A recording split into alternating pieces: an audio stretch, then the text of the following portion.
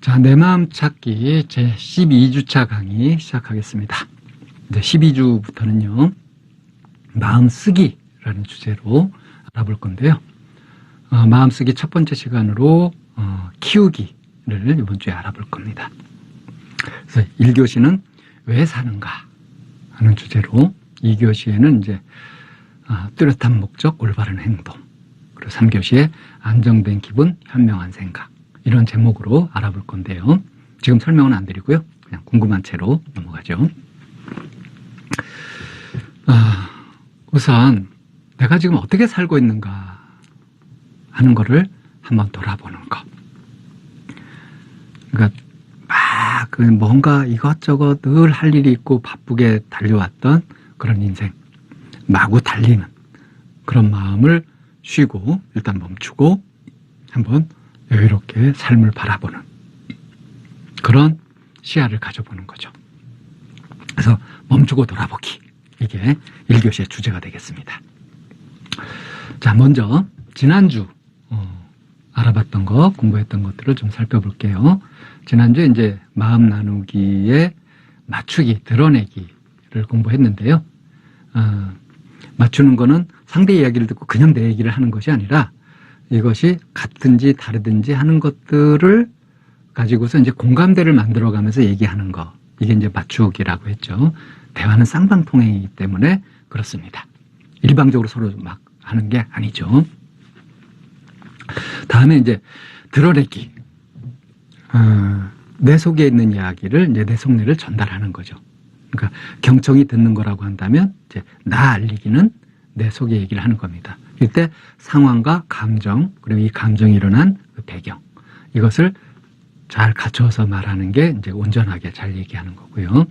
이때 주의할 점은 스스로 책임질 수 있는 선을 넘지 않도록 하는 거. 그러니까 충고, 간섭, 비난 같은 것들은 이 선을 넘는 거라고 했죠. 내 느낌은 내 느낌이고 이것에 대한 상대의 반응은 상대의 몫이지 내가 이래라 저래라 할 수 있는 것이 아니다.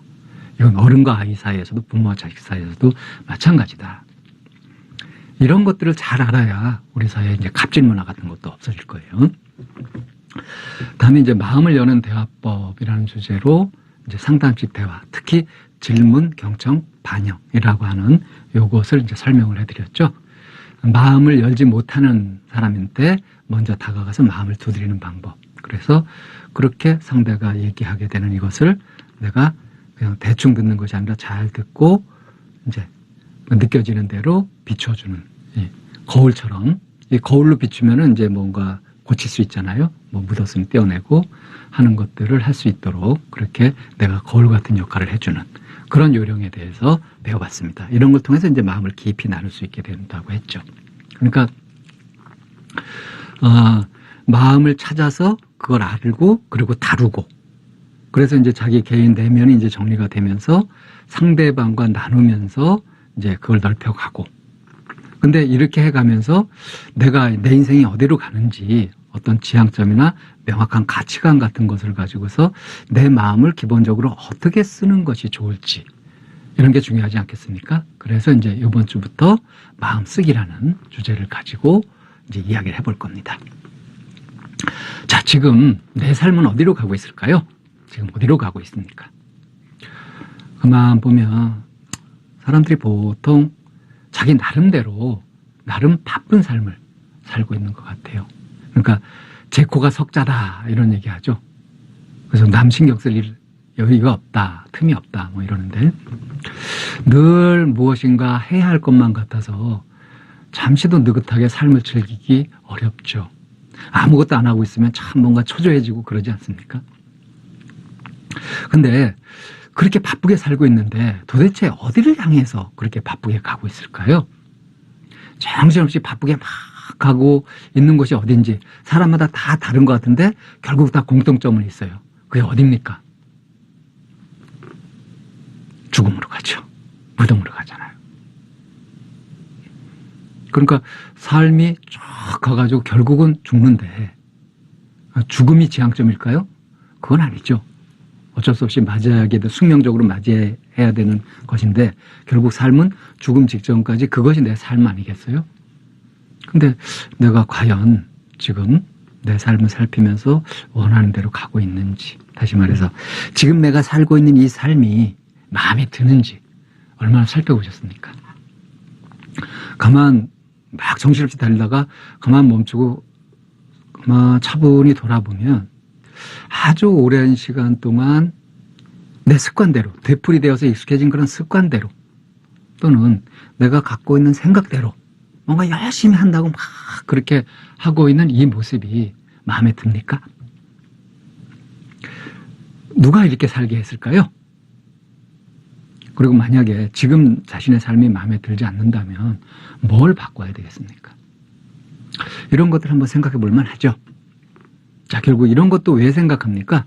행복하고 싶은 거 아니겠어요? 어차피 다 같이 나중에 죽는데 죽을 때까지 살아가는 그 삶이 불행한 것보단 행복한 게 좋겠죠. 네. 그럼 행복하려면 행복해지는 길을 찾아서 걸면 돼요. 행복해지는 방법을 찾아서 하면 됩니다. 어떻게 하면 되냐? 스스로 마음이 편안하고 그 마음을 찾아서 알고 다스려가면서 이걸 할 수 있죠. 또 다른 일들과 잘 어울리면서 마음 나누기를 잘 하면 되죠. 그러면서 그것만 가지고 되는 것이 아니라 뭔가 보람 있는 일, 이런 것들을 하면서 살면은 뭔가 충만감이 들고 만족스럽잖아요. 이건 마음 쓰기에 해당되는 부분입니다. 이렇게 안팎이 내 마음과 이 세상, 관계 이런 것들이 다 순조로워야 정말 행복하겠죠. 근데 많은 사람들은 정말 행복한 이 상태를 바로 가는 것이 아니라 이러면 행복할 거야, 돈을 벌면 행복할 거야, 뭐 명예가 있으면 행복할 거야 하는 식으로 하면서 이제 행복할 수 있는 조건을 만족시키려고 막 애를 쓰고 있어요. 그 조건을 만족시키느라고 행복을 유보하죠. 이런 모순이 생기는데 조건만 찾을 것이 아니라 행복 자체를, 그거를 목적으로 해서 행복을 누릴 줄 알아야 되겠습니다. 지금 바로 행복하기. 지금 바로 행복하기. 지금 바로 행복할 수 있다면 행복하시겠습니까? 노력해 보시겠어요?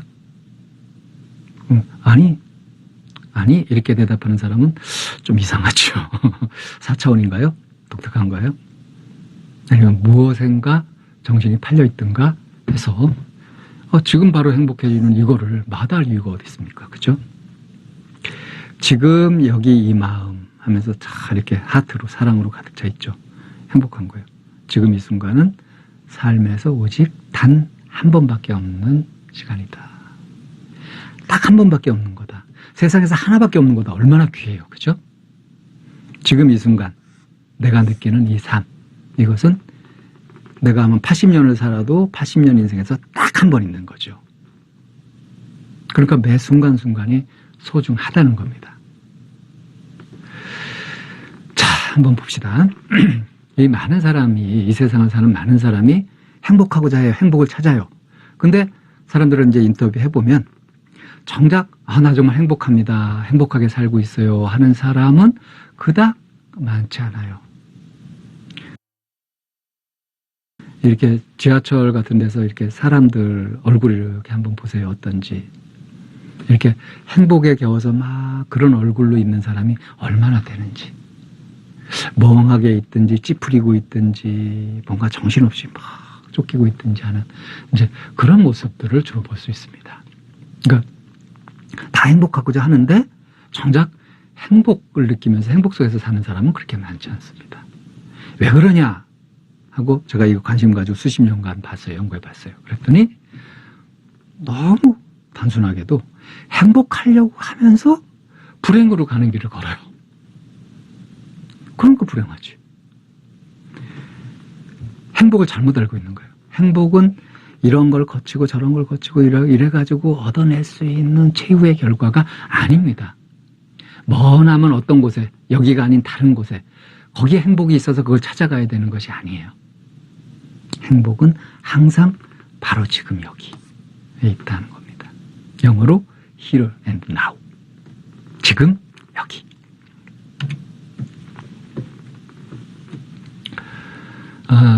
이제 몇 가지 사례를 한번 살펴보겠습니다.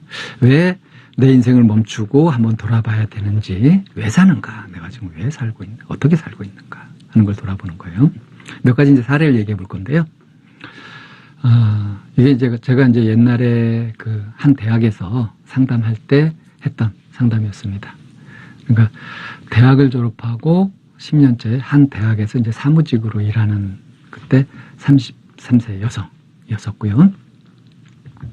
이 친구는 자기 전공을 살리지 못하고 그리고 살았었고 굉장히 침착하고 차분한 친구였어요. 그리고 이제 결혼을 왠지 연애도 못하고 결혼도 못하고, 근데 뭐 아주 못생겼냐면 그것도 아니에요. 그냥 평범하고 뭐 그 뚱뚱하다든가 뭐 이런 것도 아니고 사람들이 혐오할 만한 것이 하나도 없는, 오히려 좀 호감이 가는 정도의 그런 모습을 가지고 있는 사람이었는데, 자기 자신은 전공을 제대로 살리지 못하고 있고 전공과 상관없는 이 사무직 일을 하고 있고 결혼도 못하고, 이제 그 당시만 하더라도 이게 33세면 노처녀였거든요. 요즘은 아니지만.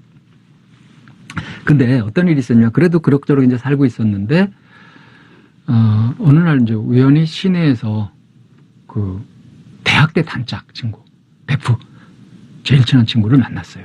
그래서 서로 반가워가지고 막 얘기를 나눴는데 오후 내내 이제 막 얘기를 나눴어요. 근데 얘기를 들어보니까 이 친구가 정말 행복하게 사는 거예요. 제일 친한 친구였기 때문에 자기 일처럼 참 기뻤죠. 그러니까 이 친구는 지금 대학에서 이제 전임 강사 이렇게 하고 있고, 남편은 그쪽 계통의 어떤 교수였었고 결혼해가지고 애들 둘도 있고 애들도 똑똑하게 건강하게 잘 크고 있고 뭐 그런 거예요. 그래서 참 이렇게 기쁘고 이제 연락처 주고받고 돌아오다 이제 버스 타고 집에 이제 버스에서 내려가지고 집으로 가다가 문득 내 친구가 참 좋아서 행복하고 그 만나서 반가웠는데 근데 난 지금 어떻게 살고 있지? 하고 딱 보니까 상대적 박탈감이라고 하죠. 내 친구는 전공도 살리고 있고 결혼도 했고 뭐 자기가 못 가지고 있는 것들 다 갖추면서 그렇게 살고 있는 거예요. 그래서 내 사는 게 사는 것 같지 않고 이제 무기력해져 버린 거죠. 근데 이제 워낙에 또 성실하고 이런 친구니까 상담 약속은 이제 지켜서 왔어요. 그러니까 이제 평상시와 다르게 이렇게 완전히 맥 빠져 있고 귀가 처져 있길래 왜 그러냐고 물어봤더니 이제 이런 얘기를 하는 거예요. 근데 이제 제가 상담을 하면서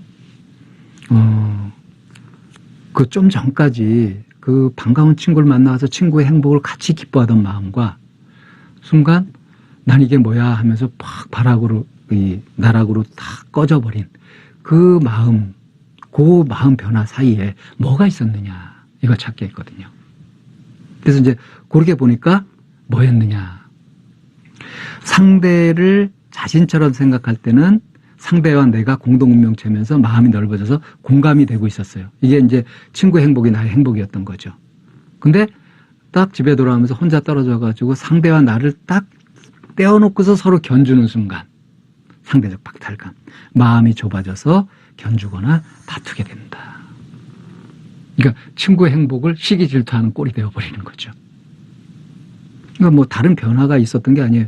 자기가 보는 관점이 변함으로 해가지고 엄청난 행복감, 그리고 좀 끝물을 아주 무거운 불행감, 이거를 느꼈던 거죠. 참 극적이죠? 이것이 이제 참 제가 지난주에 이렇게 얘기하다가 스포를 한 얘기인데 그 얘기입니다. 중3 아들과 사이즈 좋지 않은 어머니가 상담하러 왔어요. 자식 험담을 하다가 이 상담자가 접니다. 사실은 이제 당신 아들이 불쌍하다, 뭐 당신 아들은 건강한데 엄마가 엉망이다 하는 식의 이제 그런 말에 모욕감을 느끼고, 이제 아들 문제는 뒷전이 돼가지고 괘씸한 상담자가 분통이 터지고 막 그렇게 보내다가 새벽에 담 들어온 아들과 눈이 마주쳤는데 자기 눈치를 보는 모습 보면서 이게 이제 처음 그렇게 보였고요. 그러니까 다른 사람 입장에서 자신을 바라보니까, 그러니까 내가 참 쌈딱처럼 그렇게 살았구나. 이 어머니가 왜 그랬냐 하면은 아주 똑똑하고 이랬는데 집안 형편 때문에 국민학교밖에 못 나온 거예요. 요즘 초등학교밖에 못 나온 거예요. 그래가지고 누가 나를 갖다 무식하다고 무시할까봐 그것을 경계하면서 이제 그 만난 사람마다 이제 막 이 쌈딱처럼 막 달라붙고 뭐 그렇게 하면서 이제 자기를 무시하지 못하게 그렇게 이제 살았던 거죠. 그렇게 치열하게 나름대로 살았던 거예요.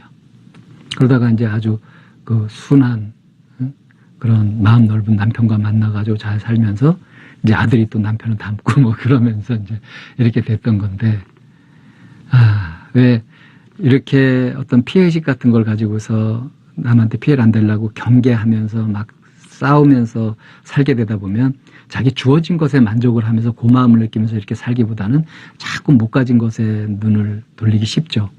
그러니까 이제 애가 참 그 정도면 참 훌륭한데도 이 녀석이 내 말 안 듣는다, 엄마를 무시한다, 뭐 이런 생각을 가지고서 이제 그랬던 거였던 거거든요. 근데 이걸 이제 떨어져서 이제 저 녀석이 눈치를 보네 하면서 아들 입장에서 자기를 보면 얼마나 무서운 엄마입니까? 그래서 참 이런 엄마 밑에서 네가 훌륭하게 잘 컸구나, 이런 이제 고마움도 느꼈고 미안하기도 하고, 그러면서 이제 참여를 하게 된 거죠.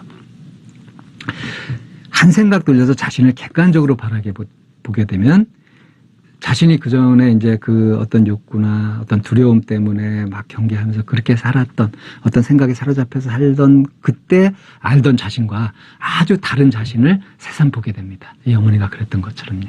그래서 자기 생각에서 벗어나면 문제의 성질이 달라진다. 이게 애가 내 말을 잘 들어야 풀리는 문제가 아니라 내가 달라져야 되는 문제였던 거죠. 나를 떠나서 나를 보게 되었을 때, 이럴 때 이제 삶이 확 달라지는 겁니다. 자, 이것도 이제 제가 상담했던 다른 사례인데요. 이게 우리나라에도 이제 몇천 명 정도 단위의 이제 그 환자가 있는 희귀병 중에 하나예요. 근무력증이라고. 이게 그냥 멀쩡하다가 이 발병하는 시기는 이거는 그 사람마다 좀 다른데, 이 친구는 대학 때 이게 발병이 됐어요. 그러니까 대학 들어올 때까지는 아무 문제가 없었습니다. 정상적이었죠. 근데 대학 때부터 슬슬 이제 돼가지고 이 근무력증이라는 게 이 근육에서 힘이 빠져버리고 통제가 안 되는 거거든요.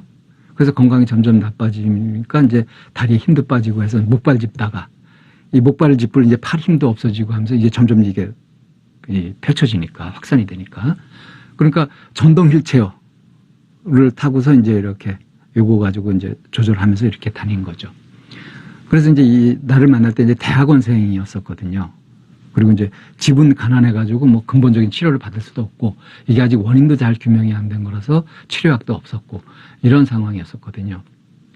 근데 이제 이 친구가 그러니까 그렇게 살다 보니까 어땠습니까? 이제 빼빼 마르고 이렇게 그 안경 끼고 뭐 그런 상태인데 좀 초췌하니 이제 이러고 다닌 거죠.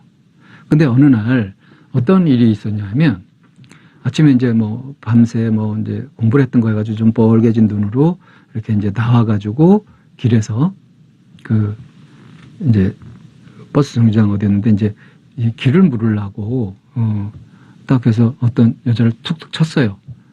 줄 서 있던. 근데 이 여자가 돌아보면서 비명을 지르면서 도망가 보더라는 거예요.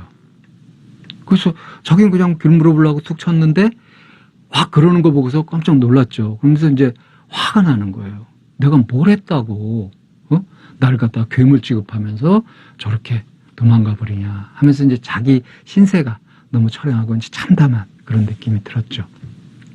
그래서 이제 자포자기하는 심정이 들어가지고 이제 원래는 자기 관리를 이제 병도 있고 이러니까 자기 관리를 착실히 하고 이랬던 친구였는데 이제 끊었던 술을 다시 마시고 상담 시간에 안 와버린 거예요. 그래서 제가 이제 막 연락하고 이런 식으로 해가지고 오게 해서 이제 얘기를 나눠봤거든요. 그러면서 이제 상담하는데 이제 참담한 심정 뭐 이제 이런 거 가지고서 이 뭐 자포자기하고 막 그런 상태로 이렇게 상담을 하러 온 거예요. 상담도 뭐 쓸모가 있겠냐고 하는 식으로 그렇게 한 거죠. 그래서 제가 이제 이 친구하고 그 라포가 좀 형성돼 있었어요. 그러니까 서로 신뢰하고 하는 것이 있어가지고 이제 얘기를 하면서, 자, 네가 한번 그 아가씨 입장에 한번 대봐라. 어떻겠냐. 아침에 이제 버스 타려고 이렇게 서 있는데 누가 툭툭 쳐서 탁 돌아보니까 전동 휠체어에 앉은 뭐 그 시커먼 사람이 눈을 이렇게 뻘게 가지고 딱 쳐다보는데 또 빼빼 말라가지고 순간 놀랄 수도 있지 않냐. 이 친구가 그 사람 입장에서는 그렇기도 하겠네요. 이러면서 이제 그 사람 입장에서는 그럴 수도 있겠다 하고 이해가 되면서 마음을 이제 추스려 본 거죠. 아, 그렇지. 내 이 상태, 내 이 모습을 보고서 웬만하면 사람들이 놀랄 수도 있겠다. 또 놀라지 않다고 하더라도 마음의 부담을 느낄 수도 있잖아요. 이 착한 사람들은. 저 사람 얼마나 불편할까 이러면서. 그러니까 편한 마음은 아닌 거죠. 그죠? 나를 보고서 사람들이 편안하지는 않겠구나. 이걸 이제 이해하고 받아들이게 됐어요. 그래서 요 일을 계기로 해가지고 다른 사람들의 반응이나 이런 것에 민감하게 그렇게 마음이 움직이는 것이 아니라 그냥 평상심을 이렇게 잘 유지할 수 있게 그렇게 되었습니다. 그러니까 여기에서는 이제 한 생각을 탁 돌려서 내가 뭘 했다고 너 뭘 안다고 나를 괴물 취급해 이렇게 하면서 이제 참담해졌던 이 생각을 돌려서 자신의 조건과 환경을 일단 인당 그대로 인정하고 그리고 주어진 조건 속에서 내가 뭘 할 수 있는지 할 수 있는 것에 최선을 다하는 이런 이제 자기 관리 이런 것 통해서 어려운 역경도 돌파할 수 있다. 제가 그 학교를 그만둔 지 한참 후에 이 친구가 어떤 전문가가 돼가지고 어떤 잡지 같은 데 난 걸 한번 본 적이 있어요. 그러니까 아마 그 이후에 자기 관리를 잘 하고 해가지고 그래서 잘 살았던 모양입니다. 이 이야기는 이제 바로 제 이야기인데요. 제가 이제 대학에 들어가서 저희가 이제 6남매인데 제가 4번째거든요. 근데 우리 집에서 처음으로 대학을 들어간 거예요. 이제 어려운 형편, 가난하다 보니까 저희 형도 대학을 가고 싶었지만 공부를 잘하는 저를 위해서 양보를 했죠.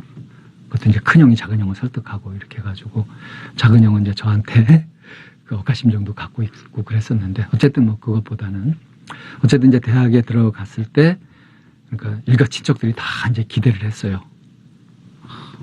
그래서 이제 저도 이제 그런 무게감을 갖고 있었는데 그 당시가 언제냐면 제가 81학번이거든요. 그러니까 전두환 때입니다. 전두환 정권 때, 50 때. 그러니까 시대 상황이 어떤지 딱 요즘 그 대학 다니시는 분들은 아마 잘 모르실 거예요. 어떤지. 길을 가다 보면 불신검문 바로바로 당하고 이런데. 그러니까 대학 들어가기 전까지만 해도 수석 졸업하고 그러면서 이제 잘 나가다가 대학에 들어가서 그런 걸 보고 현실을 알게 되고 하면서 내가 존경하던 박정희 대통령이 독재자였고 이런 것들을 알아가면서 내가 얼마만큼 깜깜하게 살았는지 그래가지고 이제 공부를 했습니다. 사회학 공부를 해보고 하니까 정말 속이 뒤집어지더라고요. 내가 이렇게 속고 아무것도 모르고 살았구나. 이러고 살아서 그 다음에 이제 열심히 공부를 했습니다. 대학 공부를 열심히, 학과 공부를 열심히 했다는 것이 아니라 세상 공부를 열심히 좀 했죠. 그러니까 자연스럽게 이 독재를 거부하는 민주화를 갈망하는 이제 그런 사상을 갖게 됐죠. 근데 저는 운동권에 바로 뛰어들지 못했어요. 우리 이제 집안 일가 친척들의 기대도 있고 또 제가 운동권의 논리나 이런 것에 완전히 동의되지가 않더라고요. 그래서 이제 한 번 속았는데 다시 또 반대쪽으로 속지 말자 이런 생각을 가지고서 이제 쭉 지내왔는데 그래도 근데 독재 정권의 세뇌 정책에 속아서 그렇게 살고 있었던 어른들, 특히 이제 우리 아버님 같은 분들 이 보면은 저도 이제 완전한 빨갱이인 거죠. 그래서 우리 아버님은 이제 제가 무슨 얘기를 이렇게 하고 하면은 사회적으로 옳은 얘기를 하고 그러면은 이 자식이 위험해졌다 이런 식으로 얘기를 하고 그러니까 어떤 식이냐면 텔레비전에서 나오는 데모 장면을 보면서 이제 뭐라 그러냐면 저 집에서 뼈골 빠지게 부모가 고생해가지고 대학에 보내놓을까 저놈들이 대가 불러가지고 저런다고 저런 놈들은 전방으로 보내서 총알바지 시켜야 된다고 이런 식으로 끔찍한 말씀을 하시는 거죠. 저 들으라고 하는 소리예요. 이제 그렇게 계속 이제 그 갈등이 있었습니다. 제가 이제 대학원 가서 결혼을 하고 그러고 있는데도 이제 그랬었고, 그래서 막 신사협정을 했죠. 정치 얘기하지 맙시다. 이제 서로 막 그랬어요. 제가 막 이제 제가 또 군대를 그 정문장교를 했거든요. 그러니까 사상 교육하고 그러는. 그러니까 이제 아버님한테 제가 정문장교였습니다. 막 이러면서 이제 아버지가 갖고 있는 생각을 이제 뭐가 잘못됐고 이런 걸 못 보시는 거고 해서 설명을 쭉 드리면은 그런가 했다가 또 이제 획가닥 하시는 거죠. 그래서 어차피 안 된다 하고서 이제 서로 그건 건드리지 않기로 했는데 이제 어느 날 집에 갔는데 또 이제 그 말씀을 하시길래 제가 정색을 하고 말씀을 드렸죠. 근데 이 이전까지는 그렇게 얘기를 하더라도 이제 아버님은 늘 그러니까 그 시대가 그러니까 당신의 아들이 뭐 잡혀가가지고 감옥살이 할까봐 걱정하시는 거예요. 사실은 내면이 그런 거죠. 그래서 이제 얘기를 쭉 하고 어느 날 딱 들어와서 이제 마주 앉아서 얘기를 했습니다. 근데 뭐 논쟁을 하고 해서 아버님을 논리적으로 이렇게 이해시켜 드리려고 이렇게 해도 소용이 없었거든요. 그래서 계속 갈등이 그렇게 있었는데 이제 쭉 제가 아버님 말씀을 들을 테니까 한번 저한테 걱정되는 걸 말씀해 보세요 하고서 이제 쭉 가신 다음에 제가 이제 아버님한테 제 속내를 얘기했습니다.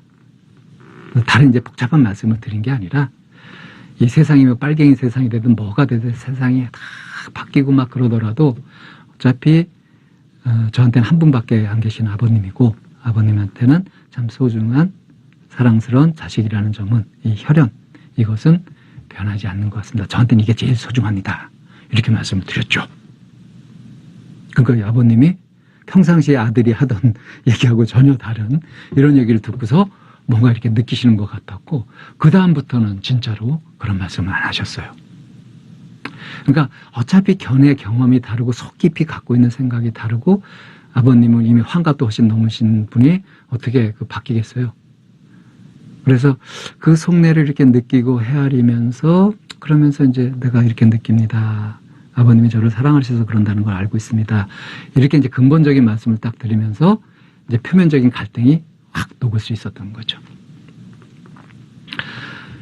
그러니까 전 기적같이 이 다음부터는 이제 아버님하고 갈등이 없어졌다는 거. 서로 염려하고 아끼는 마음이 지나치다 보면 오히려 가까운 사이에서 더 크게 싸워요. 더 큰 갈등이 생기거든요. 이 견해 차이 같은 것에 막 걸리고 막 이렇게 됩니다. 근데 이럴 때 더 깊은 부분을 본질을 딱 직면하면 직시하면 그러면 견해 차이에 구애되지 않고 깊은 속내를 서로 공유할 수 있는 나눌 수 있는 그런 게 되고 갈등은 사라지게 되죠. 자 이렇게 멈추고 돌아보면서 이제 삶을 어떻게 살 것인가 하는 것들을 살펴보기 위해서 몇 가지 사례를 알아봤는데요. 바쁘게 돌아가는 일상 속에서 내가 지금 왜 이렇게 바쁜가? 무엇을 향해서 이렇게 정신없이 허겁지겁 가고 있는가? 하고 딱 멈추고 돌아보면 일단 여유를 찾을 수 있죠. 그래서 어디로 가는지도 잊은 채 정신없이 막 바쁘게 산다고 해서 반드시 행복해지냐? 아니죠. 그렇게 사는 와중에 마음이 좁아지면 겨루고 다투고 허덕이고 그러느라고 행복할 수가 없습니다. 그러다가 이제 딱 멈추고 자신을 다른 시각에서 자기 입장을 떠나서 좀 객관적으로 이렇게 바라보게 되면 새로운 면이 보이죠. 내가 사로잡혀 있던 관점, 견해에서 벗어나서 보게 되면. 그래서 자신의 처지와 조건을 그대로 인정하고 받아들이면 이제 막연한 욕심이나 불만 이런 것에서 벗어나서 지금 내 조건에서 지금 여기에서 최선을 다할 수 있다. 최선을 찾을 수 있다. 그리고 이제 깊은 속내를 알아서 나누면 어떤 갈등도 이겨낼 수 있다. 이것이 이제 사례들로 시사해 볼 수 있는 그런 내용들이었습니다. 이런 걸 바탕으로 해서 이제 마음을 어떤 식으로 쓰면서 살아가는 것이 좋을지 다음 시간부터 알아볼 건데요. 크게 이제 4가지 중에 이 교시에는 이제 내가 키워야 될 마음 중에 이제 뚜렷한 목적, 올바른 행동 이 주제를 알아보겠습니다.